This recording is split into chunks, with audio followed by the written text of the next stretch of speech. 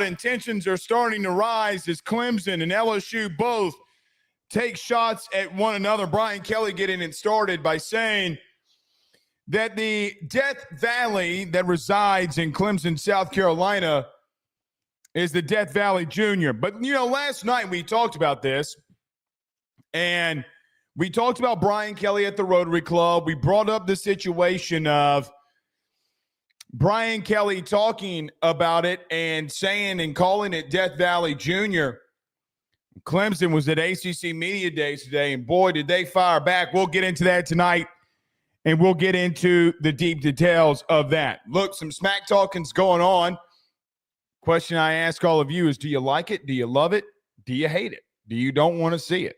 Question is, and the question that continues to plague LSU, will you be 1-0 to start the 2025 season? We'll talk about that tonight as well. Is SEC adding yet another team? Is re-expansion or more expansion happening for the SEC? Why that's significant, why it's significant to LSU, why it's significant to the league, and why I don't think it's just North Carolina.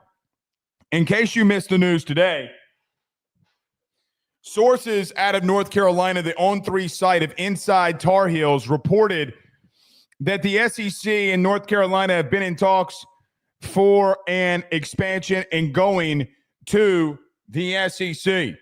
Now, there's a lot of minutia that goes into that. We'll talk about that. TV revenue goes down. Does NIL become a big thing here as well? We'll mention that and talk about that tonight as well.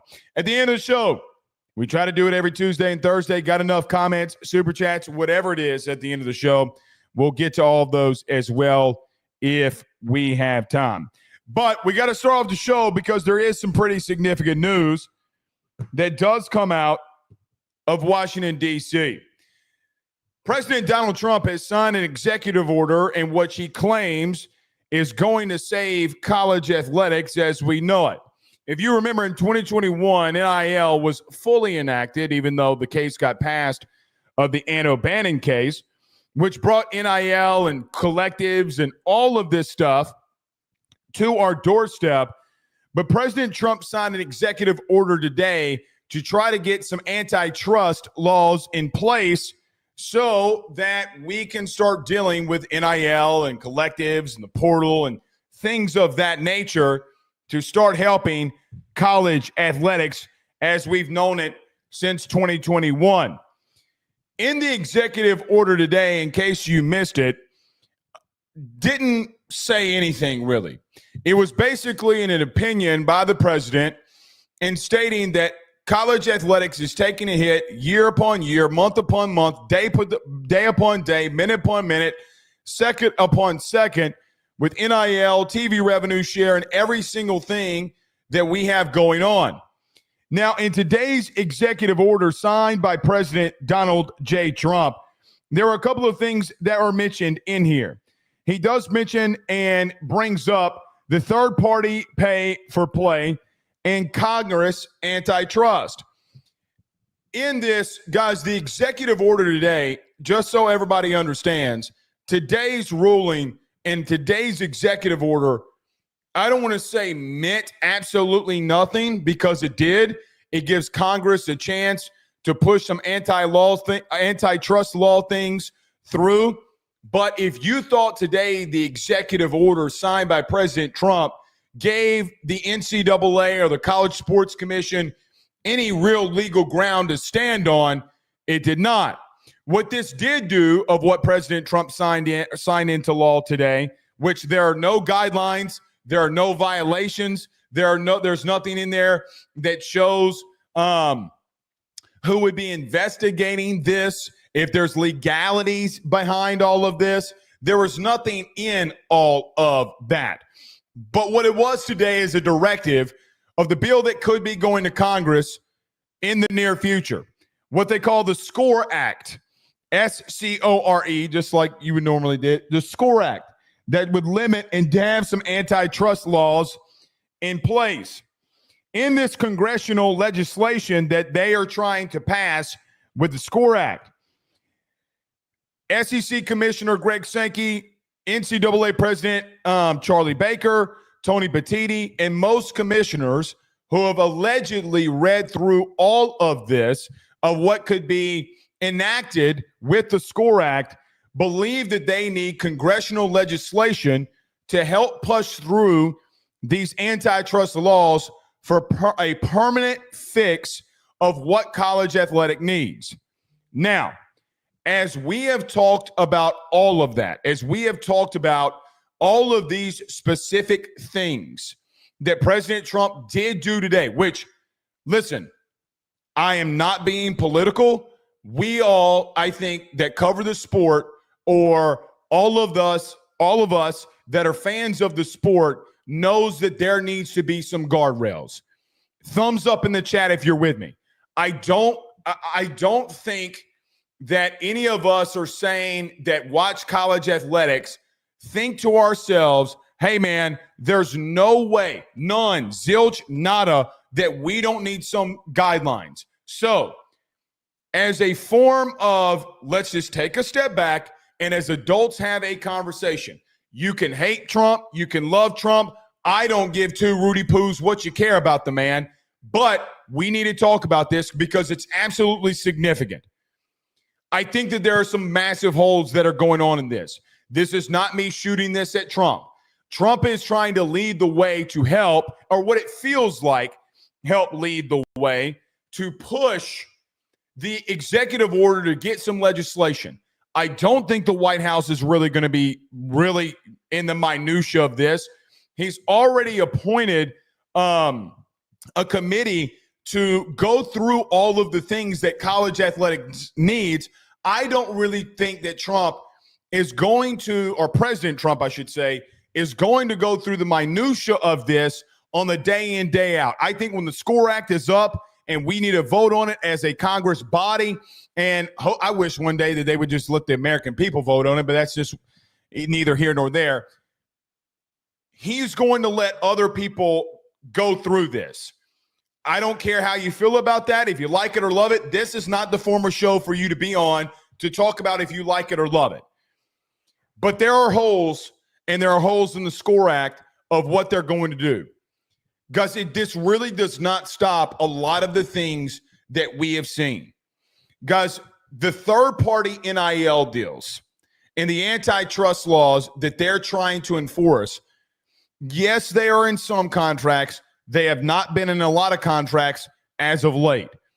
Guys like Bryce Underwood, etc., yes, for high-level players, there are incentive-based contracts based off in there. LSU tried to do the same thing. Didn't work. He goes to Michigan. I understand having those level of incentives. Guys, they're going to find different ways other than incentives. If you're going to take one thing out, I don't know how much this changes.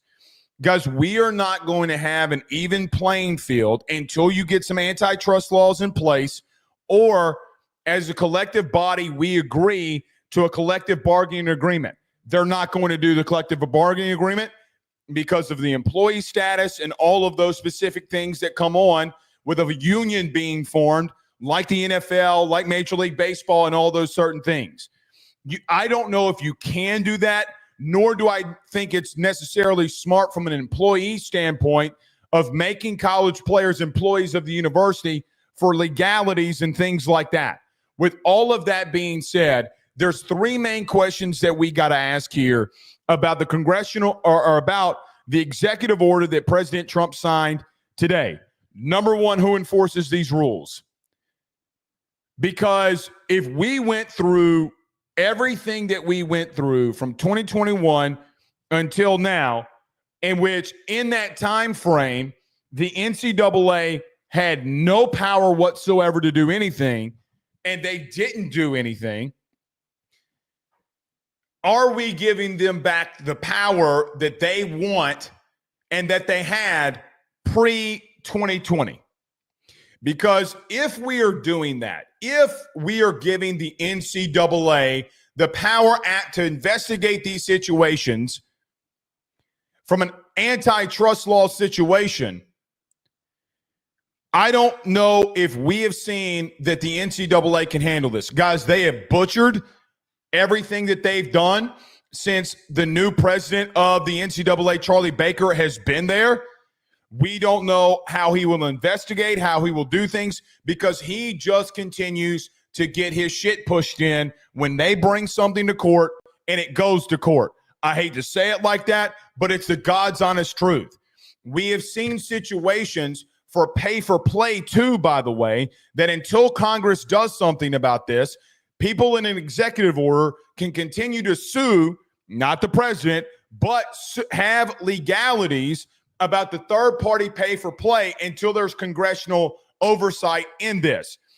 The thing that I look in this is, I don't think it changes anything until the congressional order. But if you do get those things in place and the NCAA is the head body that is over this, I thought a lot of you wanted the NCAA to go away. Well, Blake, how do you enforce it? And here's the double-edged sword of this. The double-edged sword of the congressional order today, or the executive order today is, guys, I don't know if we're going to put the right people in charge to make sure that this is enacted in a right way. If you're going to give power back to the NCAA to investigate, we have seen how they have done those things, and we have seen how they have tried to manipulate situations and hold programs down for long periods of time. Now you get in a situation where that if you give them the power that they had pre-NIL, guys, you remember how they came down on teams. You remember it. They ruled with an iron fist. I don't think that they're the body that needs to do this. If you're asking me what's best for the sport of football, mainly, because mainly this is what it revolves around. If you want to do this the right way, you need to be in a situation where each sport, in my humble opinion, has a commissioner, and in that commission, they have people that work inside the commission with that commissioner, not the college sports commission. Don't get it twisted. Like a Roger Goodell form. And in that form of a commissioner, they have oversight over every conference, and everybody's got to agree. I don't know who that commissioner will be. I know our buddy Josh Pate makes jokes about it all the time. Hell, if it's him, I think he'll be in a good way anyway. If Josh does that, I think I've softened Josh up enough, by the way, for him to give me a job. I told him I wanted to be over offensive line affairs, even though he's really close with Cole Kubelik. I need to be over offensive line affairs as the commissioner. Things they can and can't get away with. They're going to get away with a lot. I'm just going to tell you if he hires me. The bottom line, though, is I think you got to go that route. Guys, the NCAA is about money. And the way that you need to pay this commission, the way you need to pay the commissioner is kind of like what you do in the NFL. Listen, every conference has got to pitch in to pay the staff and pay for what they need. They're there only for an enforcement legislation rule. If you don't do that, we've seen the NCAA just cannot get out of their own way. That building is way too political. You got to blow it up and start it all over. The first thing in all of this is how in the world is this going to be investigated, and who has oversight in this? Because by God, if it's the NCAA and we're giving them back the power, I got to be real with you, we've all lost. All of this would have been for nothing. They have shown to be highly incompetent. The second thing, got to be real with you. What are you going to do? Like, what are you legitimately prepared to do as a country and as a body of sport? Let's just say LSU as an example. They accidentally go $100,000 over the salary cap, or the cap, the TV revenue cap, in a clerical error, hypothetically. And LSU gets popped with that. What you going to do to them? What do you think's right in doing to them?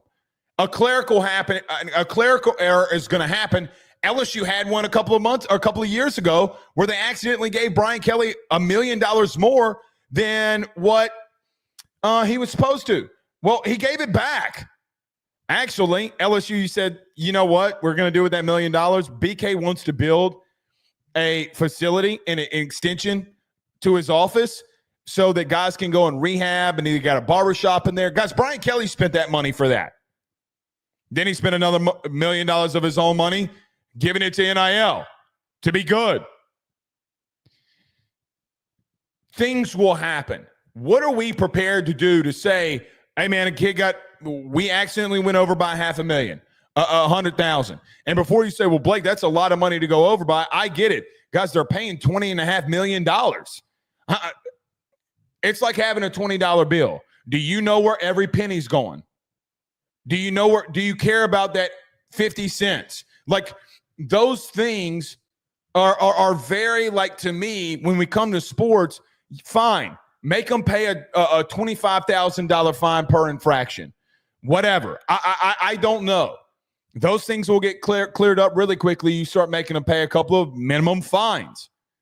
But the bottom line remains is, what are we prepared to do if somebody gets popped in this? Because I'm going to tell you, if we go out there and start doing some Rudy Poo ass shit, guys, this is where you'll start losing people. Everybody in college sports, everybody in college football especially, is trying to get their hands on the top of the broom. Remember the game that you played as a kid where you had to keep putting your hands up to see who got on top? King of the Hill, if that's a game that you've ever played. And in that, you're always trying to do everything humanly possible to be the one that's the final and on top. We have commissioners, we have the NCAA, we have coaches, we have players. Everybody's trying to get to the top of this on who runs the sport. Well, I love the players, and this game isn't made without the players. You should not have the control like you've had the last couple of years. You have bastardized the system, and you've made the system reckless by all of your actions. Now, those actions aren't yours and yours alone. Those actions also come on the hands and literally the hands of these coaches and Brian Kelly called them out at SEC Media Days, and he's right. There is no accountability for coaches in this modern day of NIL, in this modern day of TV revenue share. Because coaches go out there and bitch all the time about, hey, this guy is tampering. Meanwhile, their own staff's tampering, and they know that they're doing it because they told them to go and do it in a meeting.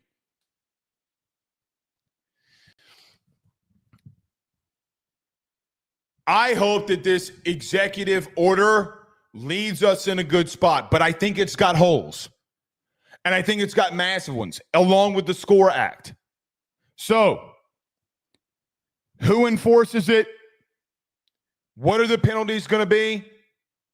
And guys, quite honestly, do we really have any trust that people in Washington, D.C. are going to get this right? I do not. I legitimately do not. It's an opinion, and I'm glad that I live in a country that allows me to have that opinion. And I mean that wholeheartedly. I mean it wholeheartedly. I am proud to live in a country that gives me that opportunity because, guys, I've been to other countries. And in those other countries, sometimes you got to watch what you say. You got to watch what you do. I've been to Asia. I've been to these places. And, guys, it's not necessarily as fun as you think if you stay there long enough and you're not in like a tourist-ass city. Bottom line remains, and I mean this, the bottom line remains. I don't have any trust. I don't have a lot of trust that the antitrust law will get us where we need to go. I am happy that President Trump signed an executive order to get the ball moving. I would assume that the President of the United States has a lot more stuff to deal with than what's going on in college athletics. Because they do. Regardless if it's President Trump, President Biden, President Obama, President Bush. Guys, let's just be real. They're the busiest human being on the face of the planet. at any given moment. They can talk all the game that they want, but it's the truth. Can the people of Washington, can the people that know what's best for the sport come together and make sure that we do things best for the sport? We'll see. But guys, as I started this off, here is the truth. The truth remains, today's order meant nothing, as what I saw some of you on social media saying, oh yeah, Trump got it done. No, he didn't. Not yet.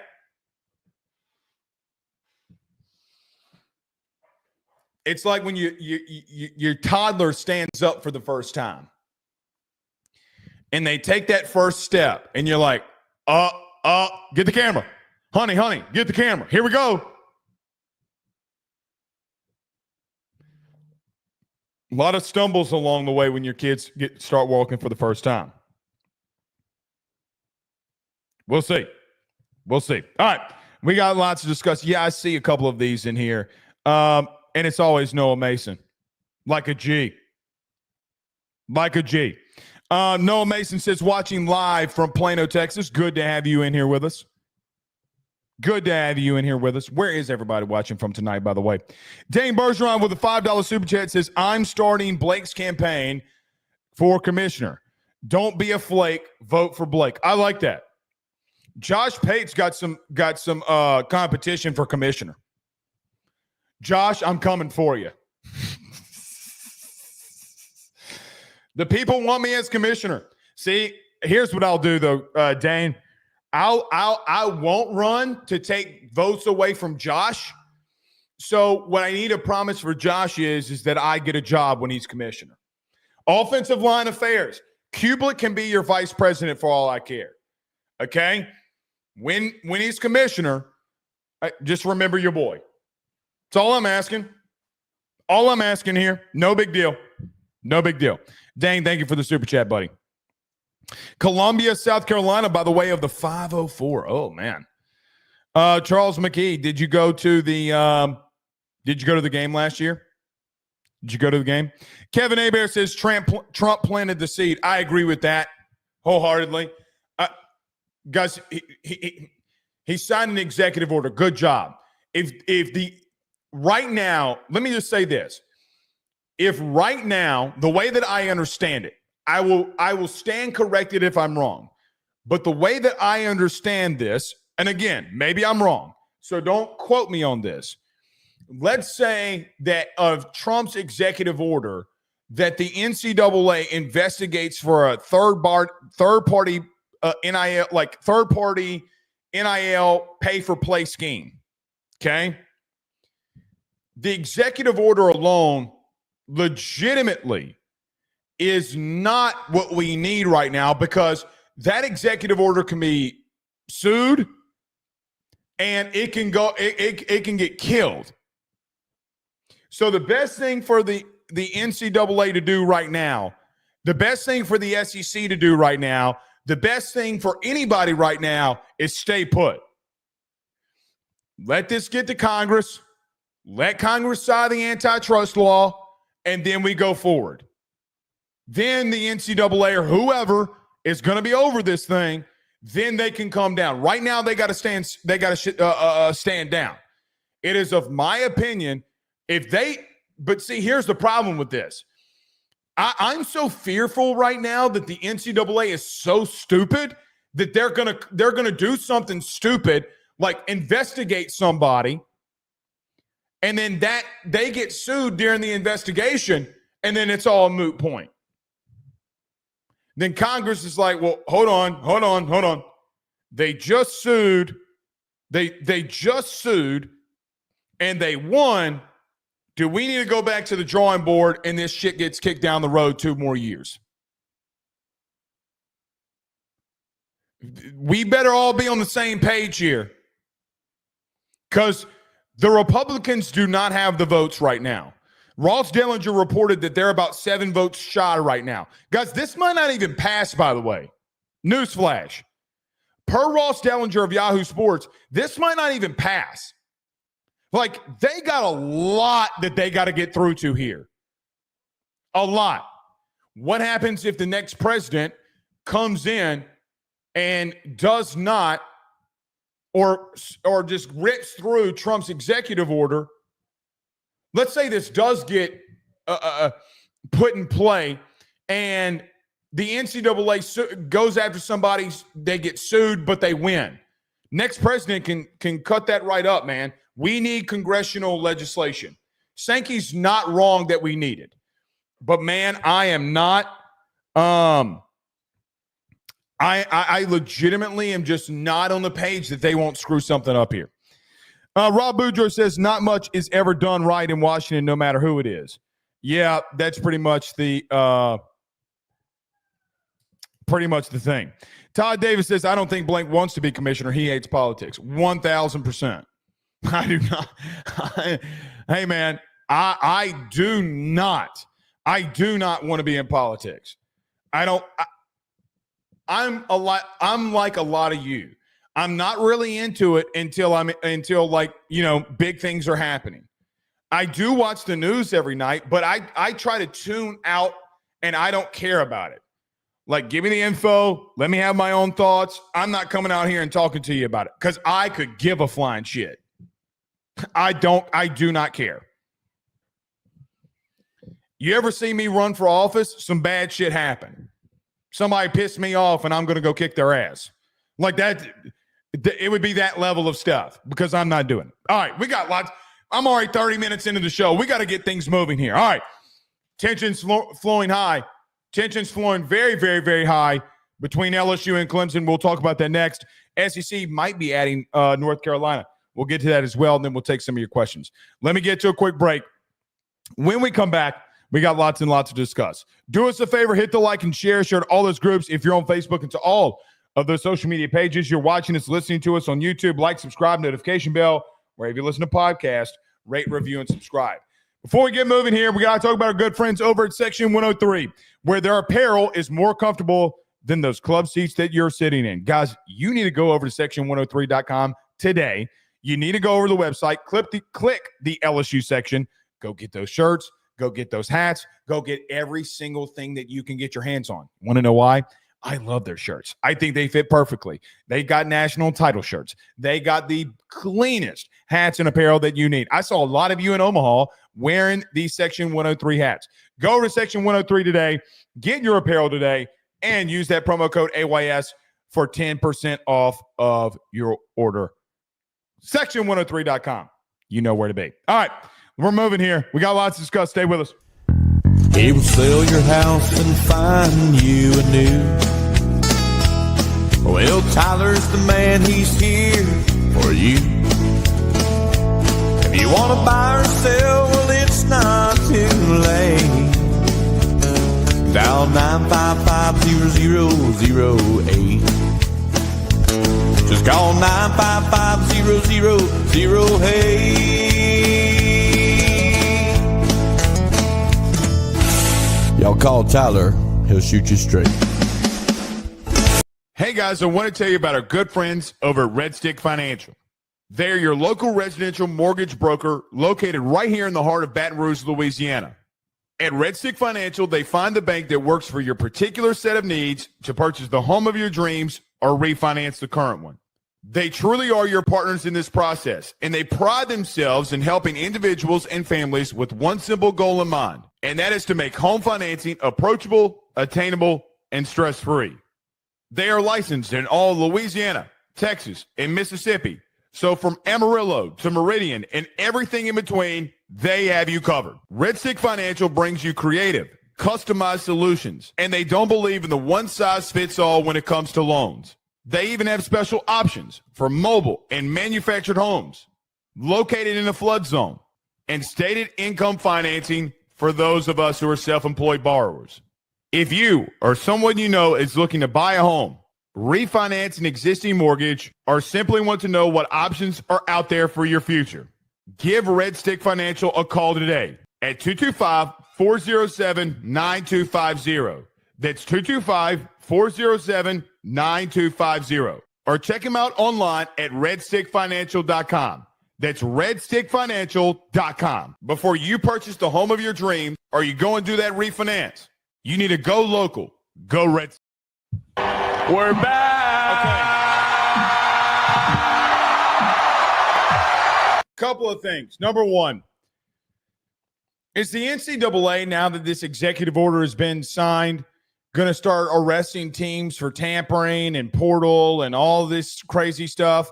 But the main thing is, if somebody had NIL incentive deals or if they caught somebody trying to do one, are they going to arrest somebody like what we saw your boy from Chuck E. Cheese today?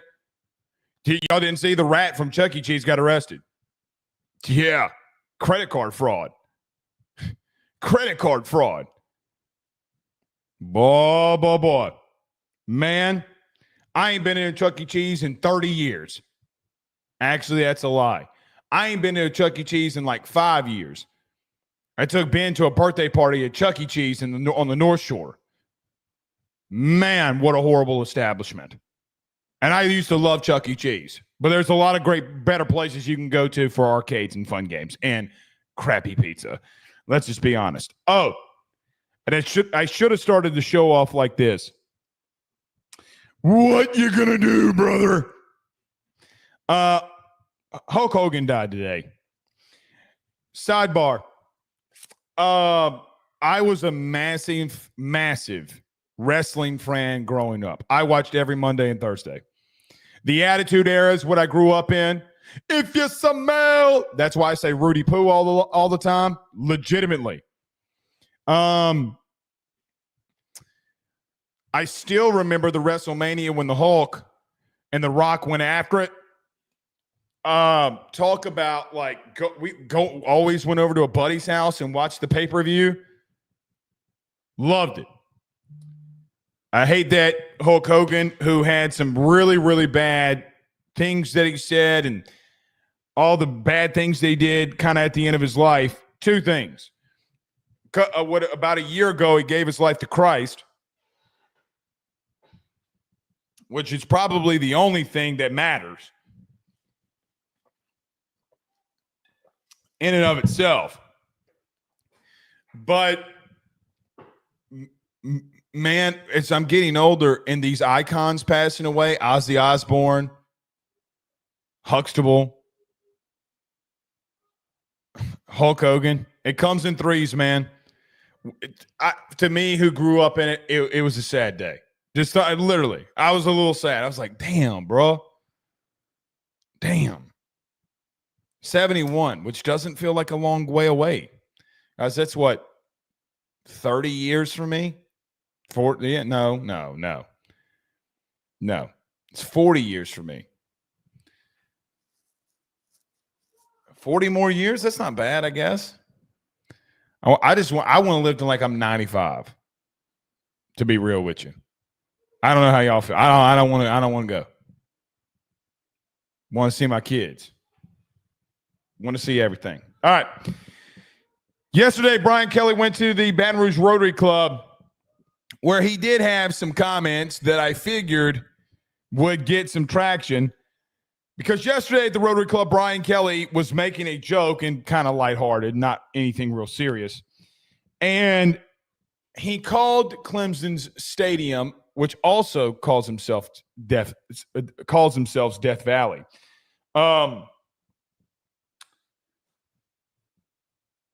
He called it Death Valley Jr. And in that,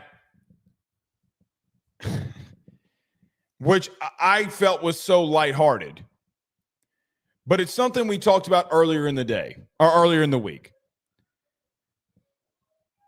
Because Clemson is going to hear it. Guys, in the age of social media, there's nothing. Let's just be real. Y'all all go through social media. There's nothing you miss, right? Like there's nothing that you miss. And in those things that you don't miss because you're on social media all the time, Brian Kelly's comments were definitely going to be seen. And they were by Clemson fans. Dabo Swinney was asked today about what he thought about the Brian Kelly comments, which Dabo Swinney at ACC Media Day says, I'm not thinking about that. All I'm thinking about is winning. None of that really matters to me, says Dabo Swinney. I just want to win. All games are important. All games are huge. Let's lose to Troy the week after we play LSU and find out how big of a game it is. A couple of things Dabo said right there. Number one, he's not taking a shot at Troy. What he's saying is they play Troy in week 2. LSU lost to Troy in the Ed Orgeron era. He's not taking a shot at LSU there. You got to go listen to the comment versus reading it on paper or one of these articles. It's not really trash talk. What it is him saying, hey, man, we play Clemson, we play Troy in week 2. Lose that game, find out what happens. All these small games that the SEC and ACC don't play, lose to them and find out. You mean like Notre Dame did last year when they lost to Northern Illinois? Petty comment by me. Dabo's not taking a shot there. Dabo Swinney is right after that asked about Brian Kelly's comments about putting the Tiger paw print all over the building at LSU and making everything for LSU this offseason about being 1-0 and beating Clemson. Which Dabo Swinney responded to that and said, guys, really, all I'm really here to do is win.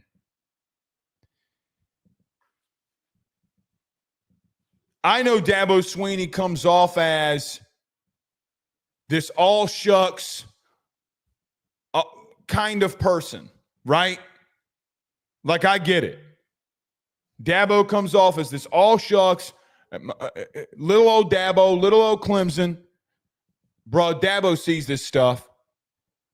He sees it. He knows Brian Kelly's comments.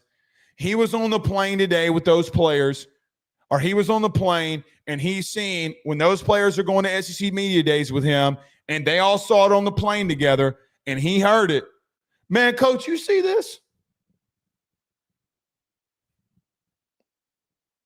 He's taking the approach of, we're just going out there to win. I ain't going to say shit. Strong place to play in. Strong place to be in. Because if you lose, then you're Dabo, well, they can't ever come back to you on social media and say, remember Dabo's comments before we got to LSU? Remember all those crazy comments Dabo said about LSU? I also believed him. Dabo Swinney's a lot of things, and he gets a lot of criticism. He gets a lot of criticism from me. Ironically enough, I use Clemson on Rufino and Joe Show a lot when we talk about the playoff format. Dabo Swinney's a damn good coach, and I think a lot of us have forgotten about that. Now, I saw the comments today from the Clemson players. This all falls into line with going into next week and the season really starts. Because, guys, the season does not start. It just doesn't. The season doesn't start when the ball is kicked off. That might be the official for people, but for you and I that are in it every day and want to know about the team, the thing that you and I are in is we're in the minutia of when camp starts is when football season starts. All right, let's go hear about practice. What's going on? But today, Clemson edge TJ Parker was asked about the Brian Kelly comments, and he said August the 30th, we will settle this one on the field. Feels a little Texas and LSU 2019 to me. Just going to be honest. Playing out a little bit before it needs to. Guys, Brian Kelly has put all of his chips in to go 1-0. Regardless of what he wants to say, regardless of the outcome, regardless of what happens, they have put all their chips in. You have come out and said, we're putting Clemson balls all over the facility. Guys, we got to get ready. We got a big, massive team, a playoff-level team week 1. Now, the way that I take Brian Kelly and what he said this offseason about Clemson has really absolutely nothing to do with Clemson. The Death Valley Jr. comments, the things that he's doing, guys, that's not for the fans. It's really not for the media. It's not for anybody. Guys, it's for his team. What LSU faces in week 1 is what most people believe going into the season as maybe and arguably the best team that goes into the season not named Penn State. Guys, you have a playoff game week 1. I fully believe myself that Clemson's going to win the ACC. I fully believe that they're going to be in the playoff again. And when and if they do that, guys, you know for sure that you got a playoff team in week 1. You feel damn confident that you're playing a playoff team week 1. Guys, you got to be ready to go. Because if you're not ready to go, if you're not locked in, helmet ready to go, you're not in the weight room locked in on every rep, you're not locked in and ready to go on every rep when fall camp starts next week, guys, they are going to be. They are going to be. You know, in the second time LSU faced Florida State, none of us really knew for sure which team would be a quote-unquote playoff team going into that second game. Man, there's a lot of buzz coming out of LSU right now with Jaden Daniels. Well, he proved that buzz to be real. There's a lot of buzz coming out about this defense at Florida State. Guys, all of it was real. And all of that, Florida State had something tragic happen to them. Jordan Travis goes down. Y'all know the story. They don't make the playoffs because of the Bama and Georgia loss, whatever. Or Bama, Georgia game. Georgia loses. You knew the whole story and everything that happened there. We don't have to recap that. The thing that we need to talk about is I don't think any of us, anything that Brian Kelly is saying, number one, is really that big of a deal. Now, you can't make those statements and lose, because if you do lose, it's all going to come backfired on you. Again, we've talked about this, but it will all come crashing down. You lose those clips of, oh, this ain't Death Valley Jr., is it? Is it? So they're going to come and clap back right at you. And you got to wear it. But, guys, the thing that I love about it in a lot of ways from Brian Kelly is I love it because, guys, at the end of the day, none of this shit, none of it is geared for us. It's great for us because we get to talk about it. None of this shit is for us. You have a lot of new transfer portal players that are on your program. The same thing happened to you in 2023 when Brian Kelly ran out there and was asked at that same Rotary Club, Coach, what do you expect when we play Florida State? And he says, I expect us to go in there and beat the heck out of them. That's what I expect. Guys, it's not for you. He's sending a message through the media and through these things to the program. He's sending it to the players. He's not sending it to us. He's not sending it to Clemson. The truth of the matter is that he's got a lot of dudes that weren't on this team. Has there been enough time to buy into this culture? Can we get all these guys bought in literally 6 months? Can we get that much cohesion with guys who have never played together, get them to a level of friendship where they have that level of cohesion and they can get things moving? You know why I think this is also the case?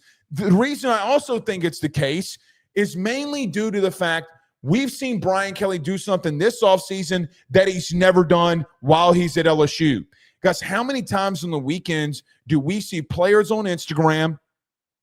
Do we see players on or players via LSU's media themselves of, dude, this is 2 Saturdays back-to-back where LSU's posting a social media clip that all of these players, not some, all of these players are at his house at a pool party.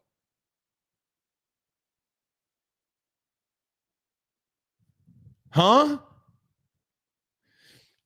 What it's telling me is that he wants every single kid there. Hey, first team, second team, starters, players, I need y'all to come over to the house. We're gonna hang out a little while.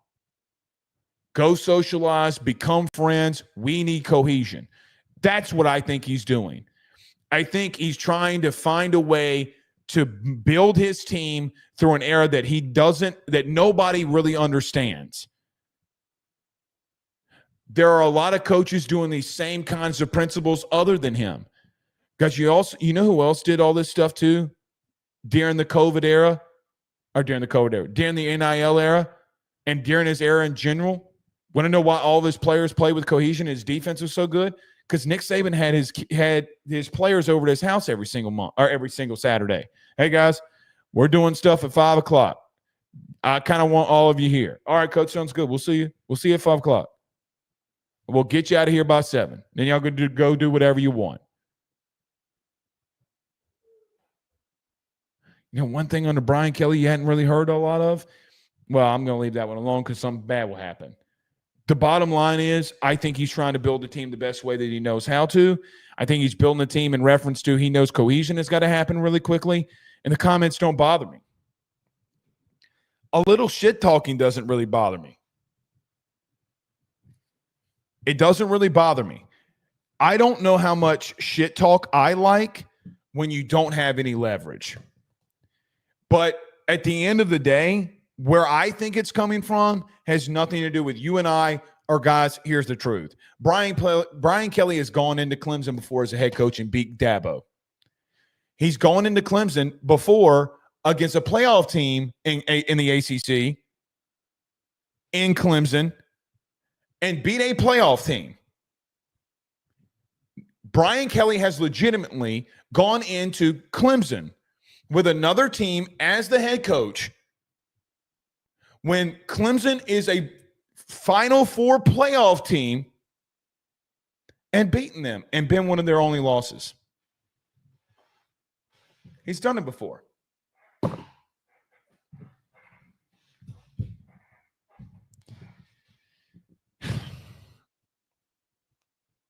He's trying to motivate his team, man. I don't know why this is as big of a deal as we're making it to be, but I use this segment to say what I'm finally going to get to with this. This game's starting to build big. Guys, this one's starting to get a little serious. I got to be real with you. I think it's a little bit bigger than LSU Florida State in a way because of so many things that it signifies. I mean, it's right there with it. You're kind of starting to get a little bit, maybe some LSU Oregon vibes more. Like, hey, man, this really and truly is two top 5 teams. I mean, the same was the same thing with Florida State. I mean, guys, you had the Heisman Trophy winner. Because the Heisman Trophy winner, you saw the Heisman Trophy winner in week 1. If you're Florida State. I mean, like, you got to press all the buttons, baby. I don't mind it. I legitimately don't. So I don't know how a lot of you feel, but it's how I feel. Brian says it's 2023 Florida State all over again. I guess to some extent. You know what I mean? Like I guess to some extent. I think it's starting to feel a little bit bigger to me. As someone who covered it, you know, like, and look, y'all were all there. Y'all know. It feels a little bit different. I mean, Brian Kelly here's why it's different, because of Brian Kelly's comment about the putting the paw print all over the locker room, all this kind of stuff, right? Like, he didn't say we're putting a spear all over the locker room, all over the, you know, like, he didn't do that. He didn't put this much emphasis about being 1-0. I mean, guys, again, the question becomes, what if you're seeing a team? What if you're seeing a national title contender in week 1? I mean, in 2019, we had no idea that team was going to be what that team really was. I don't think anybody walked in it, anybody with a pulse that says that they knew 2019 LSU was going to happen, they were lying their asses off. Guys, it's the greatest team of all time. None of y'all called that. If you got a tweet that was out there and saying before this season that this is going to be the best team of all time, and you really meant it, kudos to you. But you get what I'm saying. Guys, in week 2, you played a really good Texas team. Remember this? We're back. That's Texas's quarterback after they had a New Year's Six Bowl win.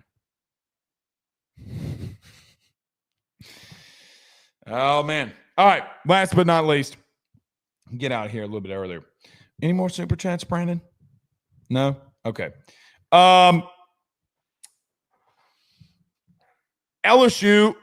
the SEC, per reports, is allegedly pursuing the University of North Carolina, the Tar Heels, in re-expansion to add them to the SEC, allegedly.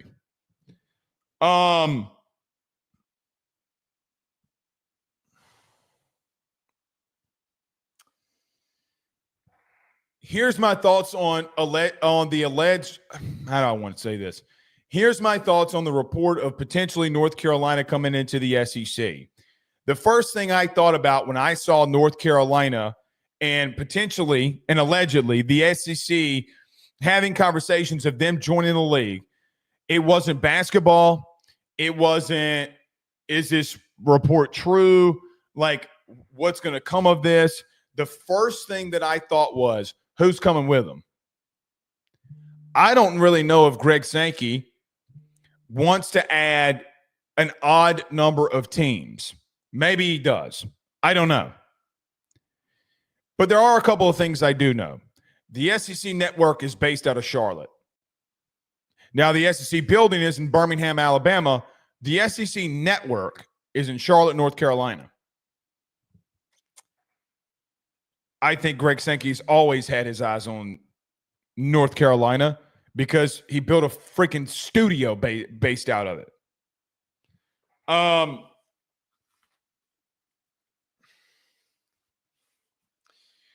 Who's the other team coming with them? I don't think you're taking an odd number of teams. Certainly this as well. For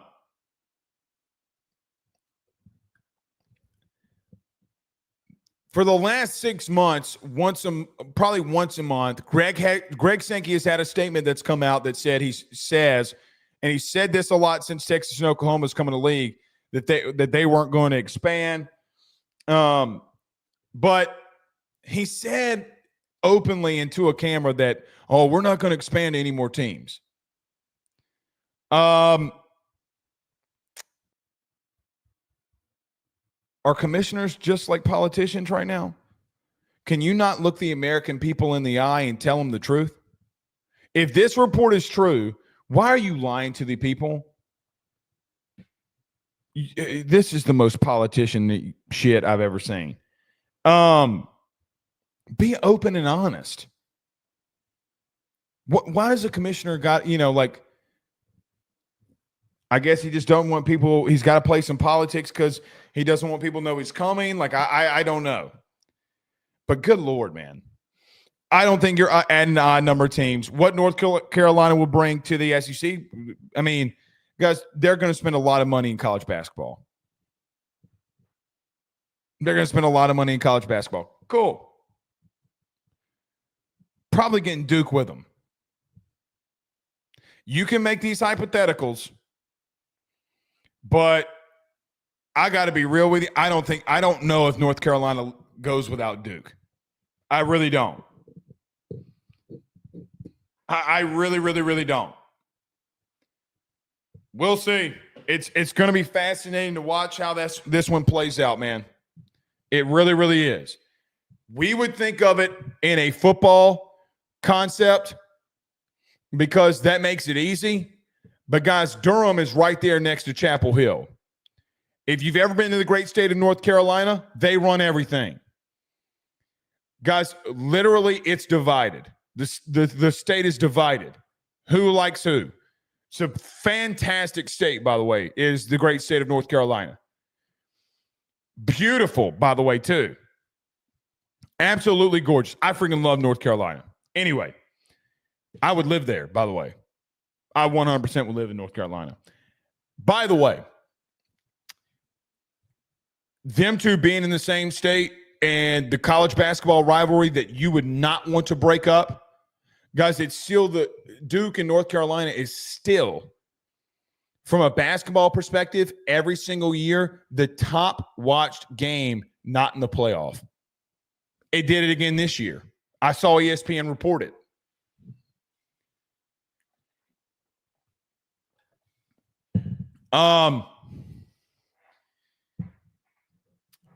Greg Sankey made a massive move for football with Texas and Oklahoma. I think he'd make a massive basketball move. That's how I view it. That's how I see it. I have no idea if my opinion is right or wrong. But you don't get North Carolina if you don't go get Duke. And I'll tell you this, for basketball fans and baseball fans, North Carolina would be a great addition.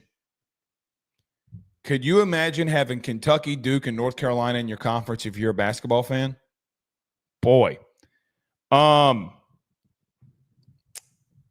give Jay Johnson more money because you ain't winning a lot. You ain't winning a lot. I know North Carolina and Duke have had some bad years, last couple ones. Because what North Carolina like in the Final Four like 2 years ago? I mean, they're always going to be there. Whether they get it right, get it wrong, they're always there. So that's how I see it. All right. We'll see y'all soon. Y'all have a great night. Peace out, Girl Scouts.